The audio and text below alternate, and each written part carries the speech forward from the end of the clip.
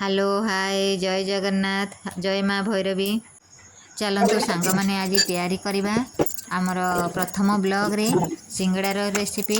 आशा करुँची आपण मानक समस्त को भल लगे। आउ मोर ब्लॉग टी जदि भल लगे समस्ते लाइक शेयर एवं सब्सक्राइब करदेवे जो द्वारा कि मोर प्रतिटी ब्लॉग आपण मानक पहुँची पार। एबे चलतु आरंभ करवा आम सिंगड़ार रेसिपी। गोटे पैन रे किछि तेल नहीं जिबा। तेल नहीं गला परे किछि फुटण देबा। फुटण फुटी गला परे जीरा अदा रसुण पेस्ट तापरे आमर किछि कस्तूरी मेथी हळदी गुंड स्वाद अनुसार लूण किछि मसला गुंड ए भलिया देई आमे ताकू कषि देबा। कषि हे गला परे आलू मटर चिना बादाम ए सब देई आमे सिंगड़ार स्टफिंग आमे तैयारी करदेबा।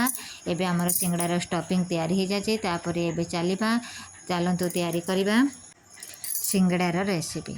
एबे सिंगड़ारे देखंतु कौ भली भाव में आमर तैयारी कर जाइछि आ कौ भली ता भीतर आमर पुरट को दिया जाउछि। एई भली भाव में आमे समस्त सिंगड़ा तैयारी कर देई चलतु तेल गरम करवा। तेल रे सिंगड़ा गुड़िक एबे पकई देबा। एबे सिंगड़ा गुड़िक छाणी हो जाइछि। चलतु सुंदर भाव में आमे सिंगड़ा गुड़िक सजेदेबा आ वर्षा पाग को सिंगड़ार एंजॉय करवा।